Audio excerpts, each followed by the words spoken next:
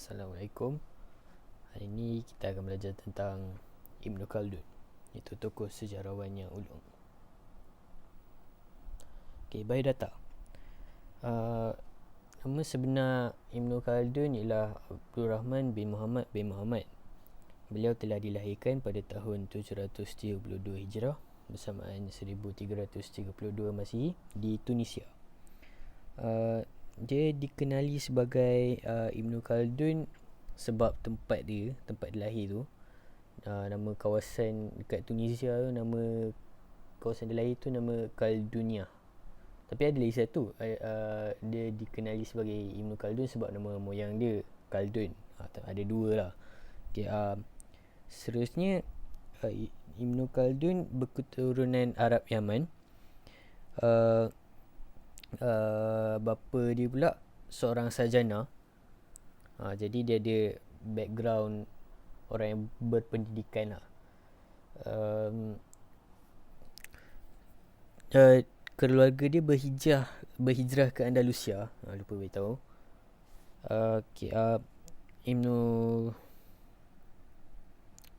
Ibn Khaldun dia meninggal pada tahun 808 Hijrah bersamaan 1406 Masihi. Ketika itu beliau berumur 87 tahun. Tertinggal kat sini, dia pernah menyandang banyak jawatan penting dalam negara. Pertama sekali Setiausaha Negara. Kedua, anggota Majlis Ilmiah dan anggota Jabatan Setiausaha Sulit di Fes, Maghribi. Pernah menjadi duta di Granada. Hajib, iaitu Perdana Menteri di Bijayah. Last sekali Qadi Al-Quda, Ketua Hakim Negara Mesir. Kepribadian Ibn Khaldun. Pertama sekali, beliau merupakan seorang yang tekun dalam mencari ilmu. Dia telah mempelajari pelbagai ilmu fardu ain dan kifayah. Walaupun macam saya cakap tadi, dia ada pegang banyak jawatan, tapi dia still jawatan tu tak menghalang dia untuk nak terus menuntut ilmu.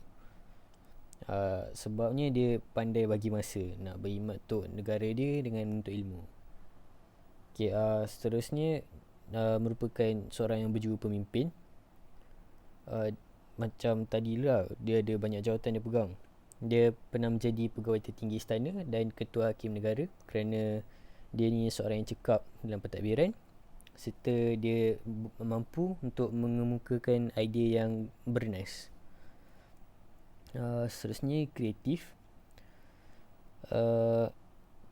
Dia telah menghasilkan karya antaranya Muqaddimah Ibn Khaldun. Tapi nak cakap dulu, dia yang pasal karya ni, dia cerita pasal sejarah orang Arab dan orang Berber.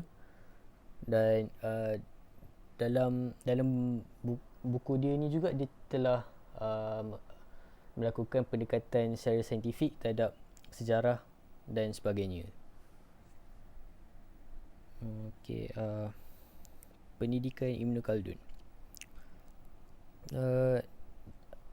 Dia telah mendapat pendidikan awal daripada bapanya, sebab bapa dia merupakan seorang yang sarjana.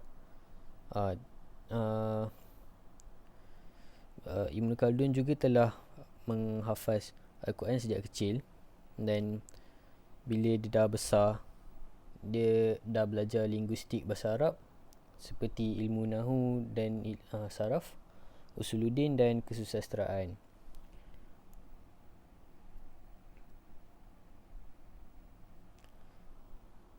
Sumbangan Ibn Khaldun. Ibn Khaldun telah memberi idea dan panduan terbaik tentang asas pembinaan tamadun manusia. Maknanya dia macam dia telah macam kasi cara yang baru nak tentukan asas untuk sebuah tamadun tu. Seterusnya, Ibn Khaldun merupakan pelopor pemikiran moden, terutamanya di bidang sejarah, politik, ekonomi, sosiologi dan pendidikan.